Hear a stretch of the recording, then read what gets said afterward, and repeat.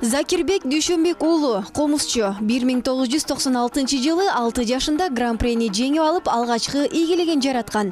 Андан бери фольклор жаатында көптөгөн ийгиликтерди жаратып, 150-гө жакын күөнү чертип келет. Анын ичинен 7-8 автордук күйлөрү бар. Ал белгилүү табып дарыгер Дүйшөнбек Чомо уулунун уулу.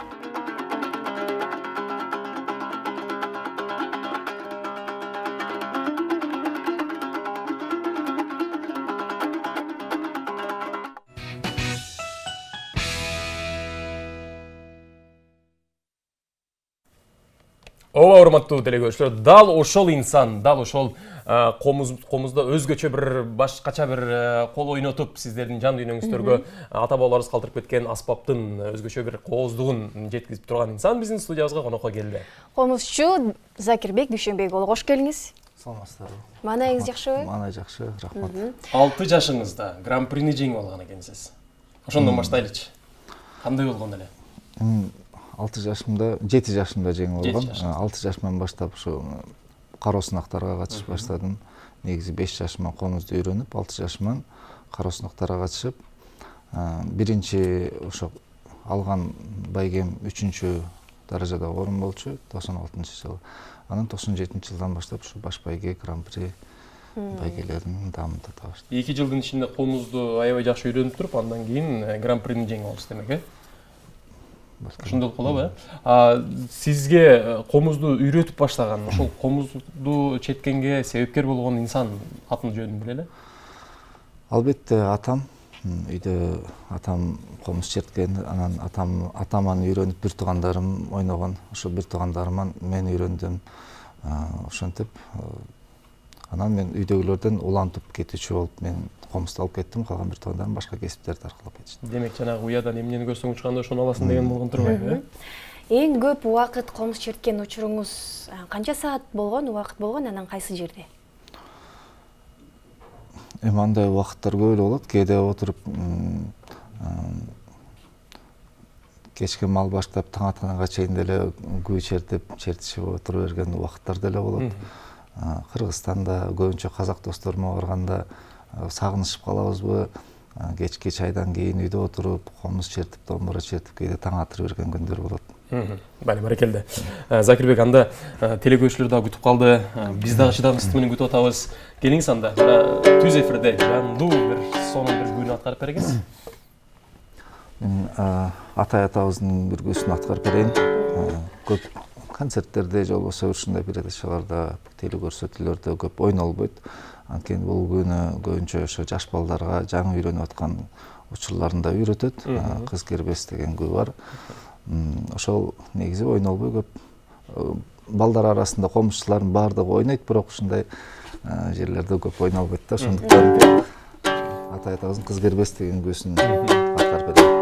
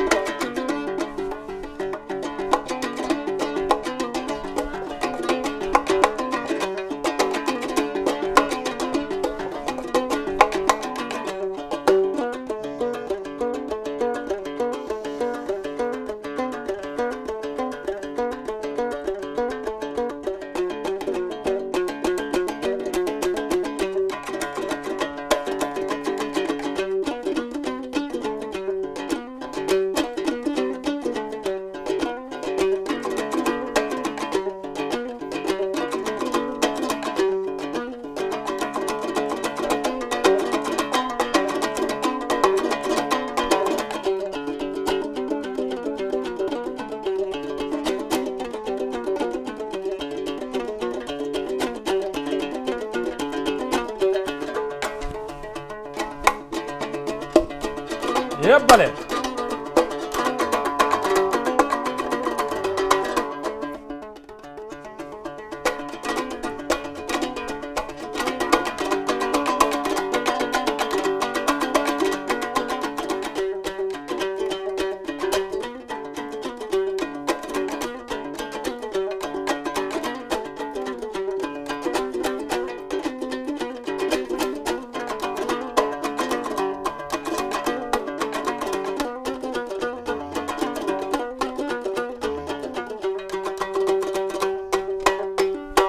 ай баракелде. 3 кылдуу жыгач комуз кооздолбойт, чебер колсуз дейт. Мына сонун чарманы аткарып бердиңиз. Анан уккубуз эле келип атат, жанымда отуруп алып уккан бир кандай бир керемет, башкача бир эргип алып атабыз да. Ооба, мына ушул комуз менен өзгөчө кыргыз казак ортосунда домбура экөөнүн ортосунда күү тартыштар көбүрөөк болуп турат. Анан ошондой чертип аткан учурларда сизде кандай сезимдер болуп турат? Эки элдин баягы күү тартышынын ортосунда чертип аткан бир башкача, бер жакта отурган адам эле бир башкача сезимдерде болобуз. Ооба, албетте чоң жоопкерчилик деп ойлойм. Жоопкерчиликти сезесиң, ал жерде сен өзүң чыгып ойноп атканың менен канча деген калктын атынан, кыргыз элинин атынан жана ошол кыргыздын маданиятын, өнөрүн атынан ойнойсуң да. Ошол учурда ушул жоопкерчиликти мойнуңа алып, кандайдыр бир сезимдер пайда болот. Ага караганда балким жакшыраак көрсөткүчтөрдү көрсөтөйүн деп, ар кандай кол ойнотуулар чыгып кетет ойноп аткан кездерде. Анткени багы ойноп атканда бири-бириңдин багы мүмкүнчүлүк чертүү ыкмаларыңды карап отурасың, анан ал ойноп аткан ыкмаларды балким мен деле аткарам деген сыяктуу ошол ыкмаларды колдонуп ойноп берип, мындай ойносо мындай ойноп, мындай ойносо мындай ойноп, колун айландырса айландырып дегендей ошондой нерселерге даяр болуп отурасың. Анан кийин баягы аягында эки элдин ынтымагы үчүн жалпы бир казактын же кыргыздын күүсүн биргеликте ойноп коймой адатыбыз бар. Демек, кээ бир учурда баягы даярдангандан сырткары импровизация деле болуп кетиши мүмкүн, өзүңүз баягы колуңузду ойнотуп, кандай ойногонун деле билбей калып. Ооба, албетте даярданып, ушул көп айтышат, өкмөлөр баштан аяк даярданасыңар деп. Жок, биз аягында бирге ойной турган күнү гана даярданабыз. Ага чейинки күйлөрдү бири-бириң менен кадимкидей таймашып ойнойбуз. Бали. Анан баягы мен билгенден биздин кичине кезибизде чоң атабызда бир аз ушу комузга кызыгып калчу эле, бирок комузду баягы илгери ичегиден кадимкидей кыл жасап чертип келишкен да. Анан азыркы учурда көбүнчөсү баягы кылга өтүп кетишти же жипке өтүп кетишти. Мен карасам сиздин комузуңуз жиптен экен. Ошонун айырмасы эмнеде? Айырмасы абдан чоң.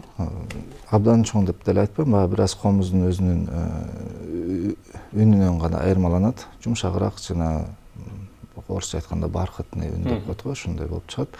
Коңурураак чыгат. Бул жиптен кичине грубыйраак, жандай железный темир аралашуу, темир кылдуу аспаптардын үн тобушуна окшоп кетет да. Бул леска, жилкалар колдонуп келген да, буга чейин ичегини колдонбой калгандан кийин. Ичегиге окшош үн берет, бирок баары бир ичегидей болбойт да. Андан кийин аксакалдар, мурунку да комузчу аталарыбыз ушул жипти ойлоп таап берип, ошондон кийин көбүнчөсү жип колдонот. Анткени бул бышыгыраак болот, ойногонго үнү добушу бийигирээк чыгат. Ичеги болсо назигирээк болот, көбүрөөк бир жумада бир же 3 күндө бир алмаштырууга туура келет да. Анан жакында ошо Ринат Мамбеталиев деген дастанчы, чоң комузчу досум бар, экөөбүз бирге иштейбиз, жумуш алып барабыз. Анан ал өзү ошо ичегиден кыл жасап баштады да азыр. Анан азыр Кыргызстанда мурунку аксакалдардан ичеги жасаган аксакалдардан бири да калбаса керек. Кайсыл жерден баягы ыкма, даярдоо ыкмаларын билбейбиз. Кантип жазалыш керек, кантип кургатылыш керек, кантип чыйратылыш керек. Ошолорун билбей эле ошо ичегини алып эле азыр өзү практикадан өткөрүп, улам тагып көрүп окшошпой калып атат. Кээде тез үзүлө турган болуп калат, кээде башкача болуп калат. Ошентип азыр жазып атат. Буюрса бир комузума ичеги кылып тактым. Дурус, жакшы үн берип баштады. Эми дагы бара-бара үйрөнүп алса, жалаң ичеги ойнойн деген ниетим бар. Анткени көп күйлөрдү ичегиге ылайыкташылып чыгарылганда ойносоң үнү такыр башкача болот негизи ичегиде. Нукура мурунку байыркы кыргыздын күүсүнүн добушун берет да. Сизде канча комуз бар? Комуздар бир азырча бир 5-6 комузум бар болсо керек. Ада бөлүнсө керек, мисалы концертке барганда, конокко барганда, бир боз үйдүн ичинде отуруп калганда сыяктуу. Жок, эми багы кээде жакшы комуз чыгып калса алып кое беребиз, ошонун айынан үстүнө кошуло берет да. Бир комуз менен эле барабыз негизи. Анан кыргыздын күйлөрүн башка аспаптардан айырмаланып 20 ашык толгоосу бар да. Ар кандай болуп толгоно турган. Ар кайсы күүгө ар кандай мамиле жасалат. Ошого ылайыктуу дагы болуп, кээде бир 10 чакты күү ойной турган жерлерге бара турган болсок, тизип бир 2-3 күү комузду алдын ала күүлөп даярдап коюп барабыз. Ошого пайдасы көбүрөөк тиет. Кыргызстандагы эң мыкты комузчу деп сиз кимди ойлойсуз? Эң мыкты комузчу деп азыркы учурдагы азыркы учурда мыкты комузчулар өтө көп. Рахат Көчөрбаев, Самара Токтокунова экөөбүздүн эң аксакалыбыз азыркы комузчулардын арасындагы. Намазбек Уралиев, агайлардын ар бирөөнүн өзүнчө өзгөчөлүктөрү бар. Бирөөсү Карамолду атабыздын күүлөрүнө басым жасап, жандай кара күүлөрдү мыкты деңгээлде аткарса, кээ бирөө айдама, шыңгырама, кербездерди, комузда күйлөрдө бөлүнөт, жанр болуп бөлүнөт. Мисалы кербездер, ботойлор, шыңгырамалар, камбаркандар болуп. Ошонун кээ бир комузчулар ар бир жанрга атайын ошого көңүл бөлүп, ошол жанрдын күйөрманы болуп деп айтабызбы, ошондой болуп аткарышат да. Анан бардык жанрды бирге алып кетиш да, бул өзүнчө өзгөчөлүк. Бул мындай нерсе менен Рахат Көчөрбаев. Анан жакында устатым кайтыш болуп кетти, Руслан Жумабаев деген агайыбыз ар бир жанрды өтө мыкты деңгээлде аткарган залкар комузчу эле. Азыр андай комузчулардан жок эсе. Анан келиңиз анда дагы бир күүгө кезек берели. Сизди комуз чертиреличи.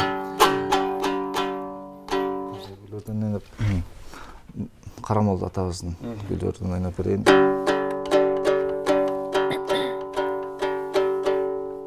Элге, кыргыз элине белгилүү маалым болгон насихат деген күүсүн аткарып берейин. Насихат деген бул кеп кеңеш, калоо билдирет.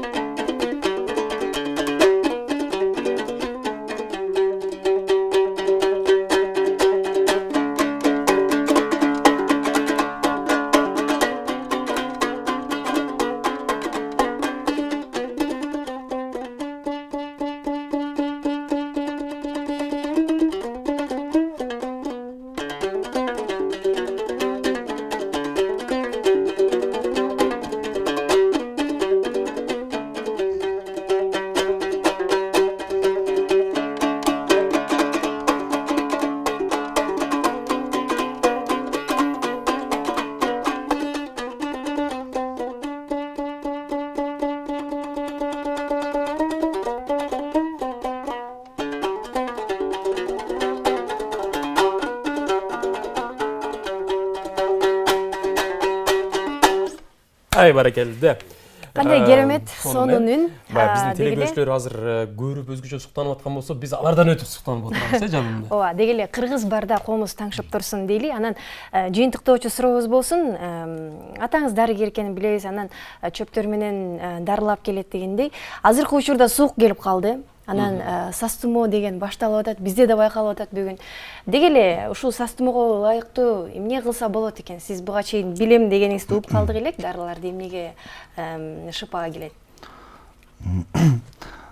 Негизи сас тумоонун көбүнчө алдын алып койгон жакшы болуш керек. Иммунитет деп коет го, ошону көтөрүп койсо эле сас тумоо жакындабайт болуш керек. Негизи мен деле көп байкабай калам эмне дарыларды ичип атканымды. Азыр деле үйдөн чыгып баратсам, атамдар жумушка чыгып барат да. Чыгып баратып, даярдап койдум деп бир кесеге дары куюп койгон экен, ошону ичип ал, эртең менен жакшы болот деп. Ушул сыяктуу бир дарыларды даярдап коет да, анан биз ичип алып чыгып кетебиз. Эмнеден жасалганын деле иммунитетти көтөрөт жана башка ушундай азыр болуп аткан оорулардын алдын ала алып кое турган ушундай бир жакшы дарылар бар. Менимче азыркы ичирген дарысы ушу бийик тоолордо өскөн, аркарлар жүргөн жерлерде өскөн аркар оту деген чөп бар, ошонун тамырынан жасалган ичимде. Аны ким алып келет? Аны биз атам өзү ушу жайында дары чөптөрдү чогулткан чыкканда атайын ошо чыгып барып аркар отуна, атайын Кыргызстанда дагы бир 2-3 эле жерде өсөт. Атайын ушул жерлерге чыгып барып терип келишет. Алып келишет, Эмне дейбиз? Ыраазычылык билдирели сизге келип бергендигиңиз үчүн, келип жакшы маанай тартуулаганыңыз үчүн, маегиңиз үчүн ыраазычылык билдирели. Рахмат сизге. Бүткүл дүйнө жүзүнө комузду даңызлай бериңиз, даңктай бериңиз. Ата бабаларыбыз калтырып кеткен күүлөрдү өзгөчө ойноп, биздин келе жаткан, өсүп келе жаткан өспүрүмдөргө дагы бир жакшы бир күүлөрдөн чете бериңиз, Рахмат. Бүгүн бизде конокто комузчу Закирбек Дүйшөнбек уулу болду. Биз болсо Таң маанай программасын улантабыз.